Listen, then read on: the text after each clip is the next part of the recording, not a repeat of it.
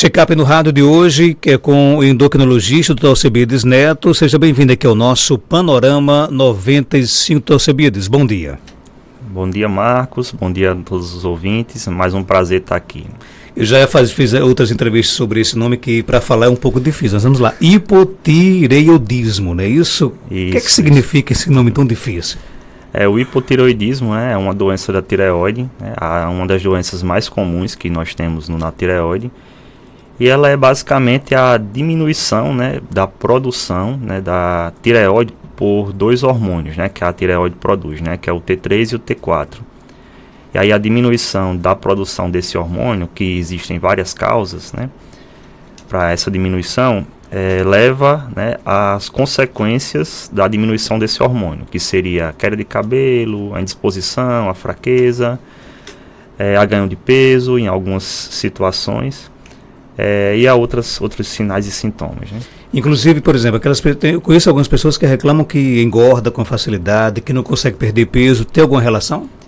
Tem sim, mas não é uma relação muito comum de acontecer o ganho de peso com o hipotireoidismo. Para que isso aconteça, o hipotireoidismo tem que estar numa situação muito grave, ou seja, um diagnóstico muito avançado. E, na verdade, o ganho de peso, Marcos, ela acontece não só pelo aumento do apetite, que pode existir, mas também acontece pelo edema, pelo inchaço que se acumula, principalmente nas pernas, no rosto, nas mãos, que aí realmente acumula líquido, E aí esse acúmulo de líquido leva ao aumento de peso.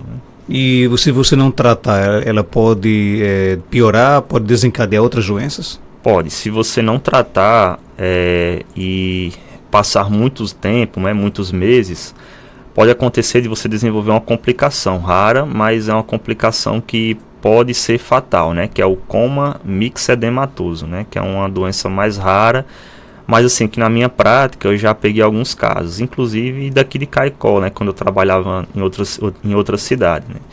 E aí esse coma mixedematoso, a pessoa entra literalmente de tanto falta de hormônio, da hormônio da tireoide, você pode entrar em coma, ou seja, numa situação de sonolência, e precisa de fato da reposição rápida do hormônio para não levar à morte. Agora, o que é que leva uma pessoa a ter essa doença hipo?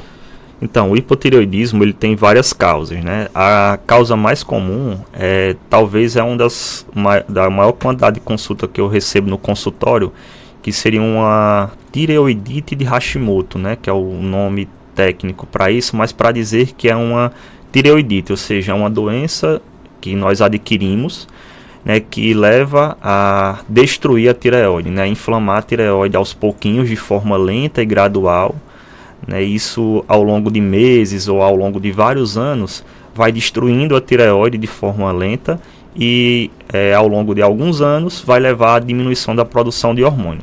Essa tireoidite de Hashimoto, para ter uma ideia, eu gosto sempre de explicar na consulta que ela é uma doença em que a pessoa nasce com ela, de forma adquirida, ela durante a formação do sistema imune, ela leva à formação de uma defesa contra a tireoide, e aí ao longo de anos, por algum gatilho, esse gatilho, como os gatilhos mais comuns, a exposição à radiação, uma infecção viral, a gestação propriamente dita, pode levar o desenvolvimento desses gatilhos e aí a doença começar a se desenvolver, só que ela evolui em algumas pessoas de forma mais lenta, outras pessoas de forma mais rápida. E isso, a consequência final é a diminuição da produção desses dois hormônios, o T3 e o T4. A tireoide, ela é uma parte do nosso corpo que deve ter um cuidado especial e a gente tem essa percepção ou não? Sim, até uma dúvida comum, que as pessoas falam, doutor, eu tenho tireoide. Na verdade, todos nós temos tireoide, Então, ela se localiza no nosso pescoço, na parte de fora, da traqueia, não é na parte de dentro. E aí algumas pessoas até falam, mas eu fico rouco, é pela minha tireoide? Pouco provável, porque a rouquidão se dá pela alteração das cordas vocais, e a tireoide é na parte de fora, E aí, essa tireoide, ela só causa algum sintoma compressivo, que eu falo de diminuição da deglutição, ou alteração da respiração, né, quando ela se torna grande, né, quando ela vai crescendo. E aí isso comprime, mas são em situações muito particulares, não é o comum de acontecer. Agora, qual é a função da tireoide? Ela produz esses dois hormônios, né, o T3 e o T4. Então, esses dois hormônios, eles participam de várias funções. Por exemplo, o peso, né, o controle do peso corporal, da taxa metabólica, então ela participa da intolerância ou tolerância ao frio ou calor, participa do funcionamento do batimento cardíaco. Então, por exemplo, pessoas que têm um hipotireoidismo tendem a ter uma frequência cardíaca mais baixa, ao funcionamento do intestino. Então, por exemplo, pessoas que têm o hipotireoidismo têm uma tendência a ter constipação, intestino preso. Participa também do controle de sódio do nosso corpo. Então, tem várias funções, né? O ouvinte pergunta aqui o seguinte: fumar prejudica a tireoide? Sim, né, tem uma doença, né, que é o hipertireoidismo, que é justamente o contrário do hipotireoidismo, né? E dentro do hipertireoidismo, uma doença que pode causar o hipertireoidismo é a doença de Graves. E essa doença de Graves, ela se potencializa pelo tabagismo. Então, a pessoa que fuma, por exemplo, e desenvolve essa doença tende a ser mais grave. E ela sendo mais grave, você tem risco de perda visual, por exemplo. Aliás, o fumo não traz nenhum benefício para ninguém, né? O cigarro, seja ele eletrônico, né, que é importante falar sobre isso, né, ou esse cigarro convencional, ele só traz prejuízos, de qualquer natureza, né? A questão de males, por exemplo, do eletrônico, do cigarro eletrônico, cigarro comum, cigarro normal, são os mesmos malefícios? O cigarro normal, né, o convencional, a substância nicotina, além de causar dependência, né, a própria fumaça, né, que existe o conteúdo que leva à produção da fumaça, leva ao efizema pulmonar, né? Só que, além disso, o cigarro eletrônico, ele tem componentes dentro dele que causam uma lesão pulmonar específica, né? Que essa lesão pulmonar específica, ela de certa forma, é pior ainda do que o enfisema, que é um estado inflamatório agudo do pulmão, que pode, inclusive, né, levar à agudização e internações em UTI pela gravidade da situação, né? O ouvinte pergunta aqui o que é que causa, por exemplo, o hipo no corpo, que mudanças ele causa no corpo da pessoa? O hipotireoidismo, ele pode causar uma certa lentificação do metabolismo, né? Então, aquela pessoa, por exemplo, que pratica atividade física ou que tem dificuldade para iniciar uma atividade física, fraqueza, indisposição, constipação, como eu falei, diminuição da frequência cardíaca, sonolência excessiva. Algumas pessoas chegam até a desenvolver depressão, né, associada, e aí inclusive é importante, né, alguns psiquiatras solicitarem a dosagem desses hormônios na avaliação de pacientes com depressão, porque existe associação entre hipotireoidismo e depressão, né?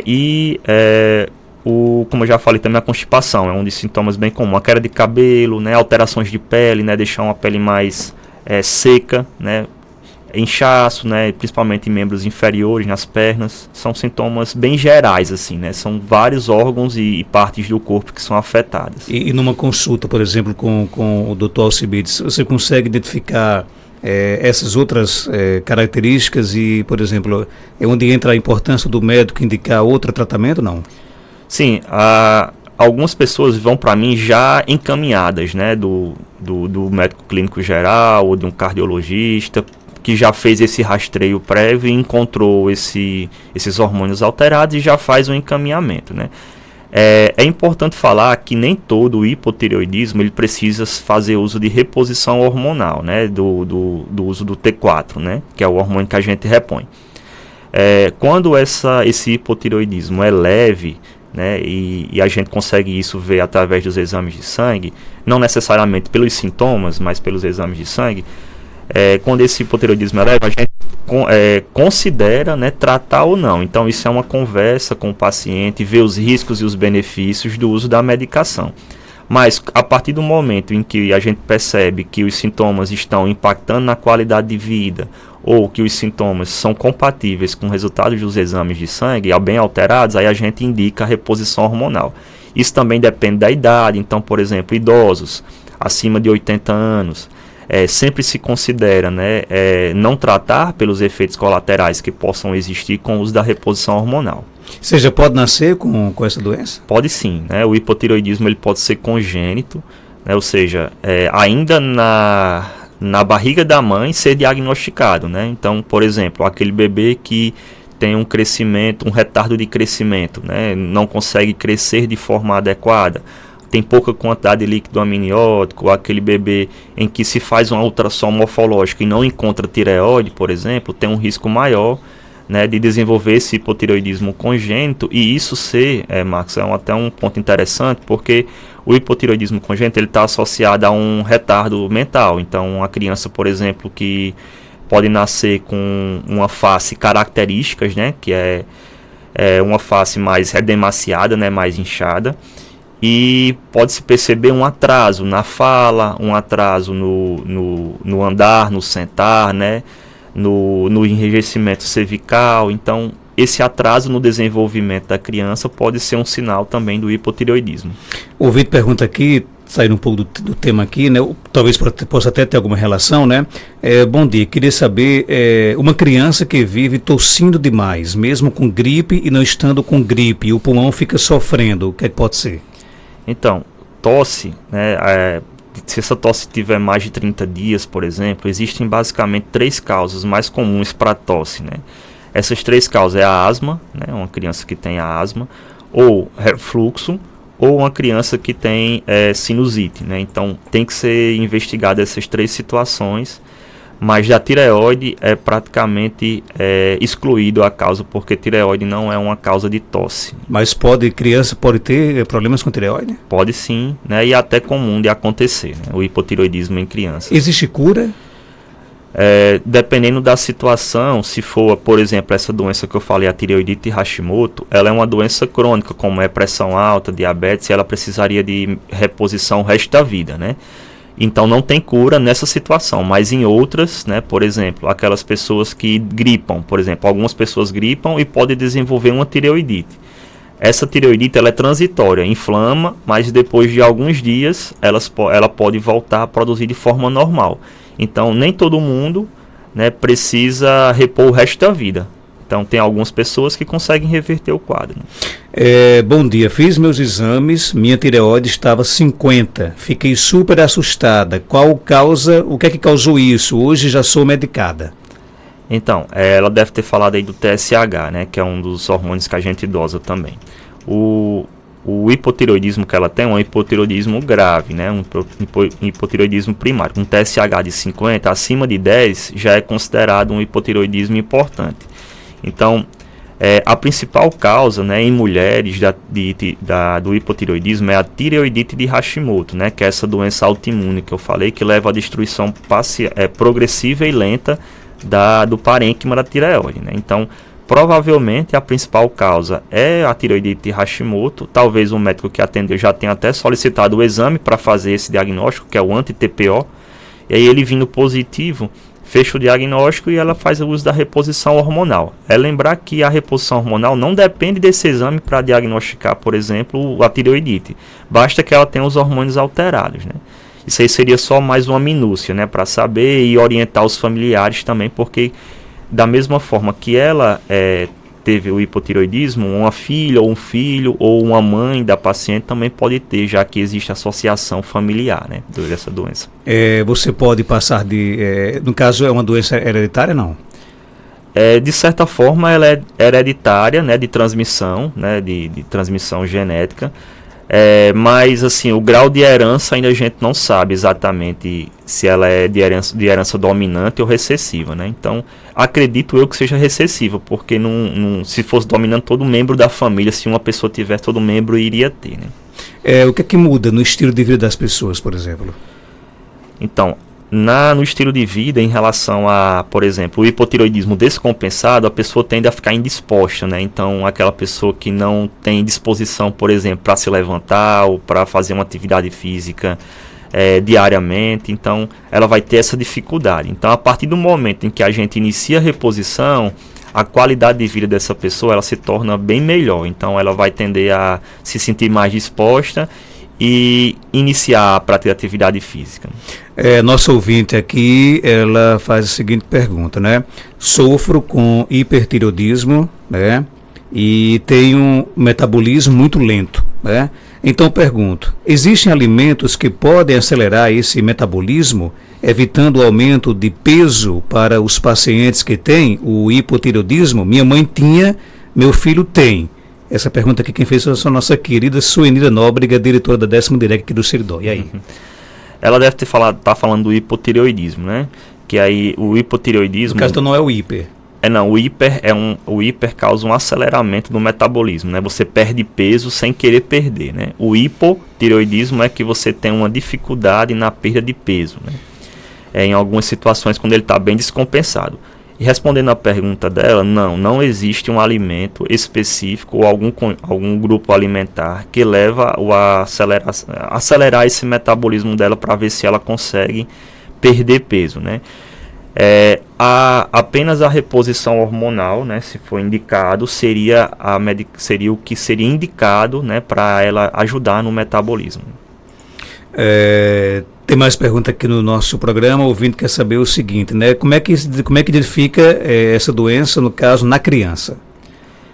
Tem um exame específico para isso? Na criança, assim, eu acho que dos que eu atendi, né, e da prática, a principal suspeita é na baixa estatura. Então, por exemplo, naquela criança em que ela não consegue crescer de forma igual, por exemplo, aos outros colegas da turma. Então, a mãe ou o pai vai trazer com a queixa de baixa estatura, dizendo que ele é uma das crianças menores da escola, ou que ele está ganhando peso, né, de forma não habitual. Por exemplo, uma criança que tem uma restrição alimentar importante, mas vem ganhando peso, ou que tem um retardo no desenvolvimento na escola, que é reprovado com frequência, ou que não consegue prestar atenção, fica sonolento.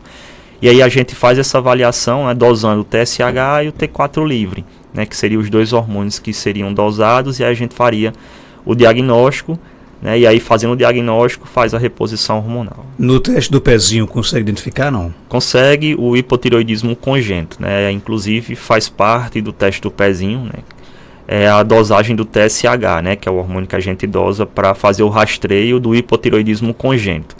E aí, se ele vier alterado, aí se repete novamente, não se dá o diagnóstico logo de cara com o teste do pezinho, se repete, e aí 2 testes alterados, aí confirma e aí precisa repor. Isso é importante perguntar, Marcos, que justamente evita o retardo. O teste do pezinho foi criado justamente para evitar, né, esse atraso no diagnóstico e, consequentemente, atraso no desenvolvimento psicomotor das crianças. Então, esse rastreio inicial, né, no 3º ao 7º dia, que é o teste do pezinho que faz, ele é importantíssimo para evitar que essas crianças no futuro venham a desenvolver um retardo mental, né? E no caso a mãe, ela pode transmitir a hipo na gestação para a criança, não? Se a mãe tiver, por exemplo, o hipotireoidismo, se a pergunta seria se ela poderia passar para o filho, não. Se essa relação ela não é existente, né? Ela passa, se ela tiver, por exemplo, Hashimoto, ela passa a herança para o filho, mas não necessariamente ele vai desenvolver ainda durante a sua formação. Dr. Alcebiades Neto, ele é médico endocrinologista, está no Instituto Penedo, na rua Maria de Fátima Gomes, 1260, bairro Penedo, aqui em Caicó. Telefone 99647-7721. Você pode inclusive seguir o doutor no Instagram, @Dr. Alcebiades Neto. Obrigado pela sua participação. Eu que agradeço, Marcos, agradeço aí a oportunidade do Instituto Penedo. Só queria deixar aqui um abraço ao pessoal lá do Saúde Sob Medida, que aí a Manuel me cobra um alô toda vez que eu venho aqui, eu esqueço, mas dessa vez eu lembrei aí. O projeto está 1000 por hora. Está 1000 por hora. Muito bom o projeto, bem interessante. No caso, já promete aí outras edições, porque a turma já foi formada, já está em processo, inclusive, aí de exercícios, de atividades, não é isso? Isso, até onde eu fiquei sabendo, eu acredito que vai ser renovado, porque foi um sucesso, né? O projeto está sendo um sucesso. E ainda os pacientes não me retornaram, mas eu acredito que nos próximos dias vai começar, a primeira turma começa a retornar para a gente ver os resultados. Deixa eu até mandar um forte abraço aqui para o professor Emanuel, né, que inclusive me passou aí ele e o doutor Anderson me incentivaram aí a começar a correr, né, eu não corria 100 metros, né, mas aí meu amigo, o doutor Emanuel passou aí uma série de atividades para mim, de treino, que hoje eu já corro 2 quilômetros, faça um trotezinho de 3, né? Ele disse que, infelizmente, não deu para correr na corrida de Santana, mas próximo ano, se Deus quiser, vai dar certo. Agora, doutor Alcibiades, você vai ter que colocar Geraldinho para começar a correr, viu? Isso aí vai ser mais difícil, mas a gente vai tentar, viu? Vamos conseguir, se Deus quiser, né? Se você correr, não pega. 7 horas e 54 minutos, eu volto já com mais informações.